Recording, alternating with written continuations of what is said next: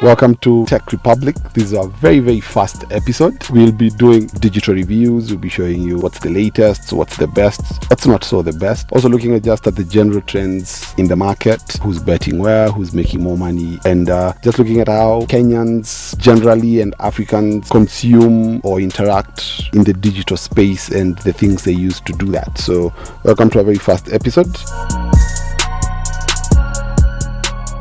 On this one, we chose the Nokia 3.1 Plus, which is a fairly new phone. I think released globally in October, but then in Kenya, I think it was released in January. It was the end of February there, I'm not very sure. And as Nokia attempts to recapture the market that was dominated, they're trying to match the leaders, trying to come up with phones that are generally good, cheaper, bigger, your general smartphones that probably would go for 100,000 shillings plus, but some you can get for less than 20,000. It's a phone for everyone, but can do everything that any other phone can do. You can browse, you can chat, you can carry your music, you can take great photos, and that is what exactly this phone does. The battery life, Nokia says it boasts of a 2-day battery life. Of course, this one is easier said than done in paper because it's all dependent on how you use your phone. Some of the features that are on this phone, it's quite a big phone. It has a 6-inch HD screen. This one at least helps give you sharp images and videos, and anything that you want to view on your phone, you view it without necessarily squinting or doing other things. There also seems to be an affinity for big phones, so this will not exactly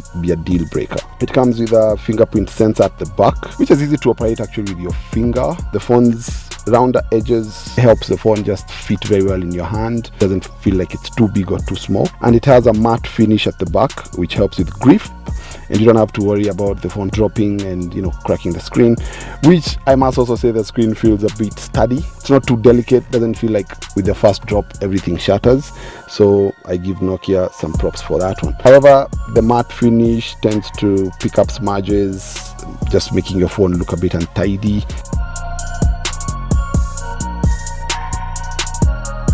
As you can see, it has a USB Type-C charger, another industry trend that the market leaders seems to have agreed upon. It has a micro SD card, which really comes in handy, as the phone only has 32 gigabyte of internal storage. For the selfie addicts, the wide angle 8 megapixel front camera will really improve your Instagram, Snapchat and Facebook Live. It also has a 13 megapixel face detection autofocus main camera, paired with a 5 megapixel sensor, which is paired with a 5 megapixel sensor, which uses, according to Nokia, depth sensing imaging to deliver amazing images even in low light. In general, I have to say this is your pretty much everyday phone. Nothing extraordinary, but also nothing that makes you want to look at the phone and go like, no, I don't want this phone. It does so much, and it's weird because this phone goes for 17,000 shillings, but when you hold the phone, when you operate it and everything else, it feels like it should cost a bit much more. But at 17,000, I think it's a brilliant phone and it's well worth the money, and I give Nokia props for this one, and I think it's a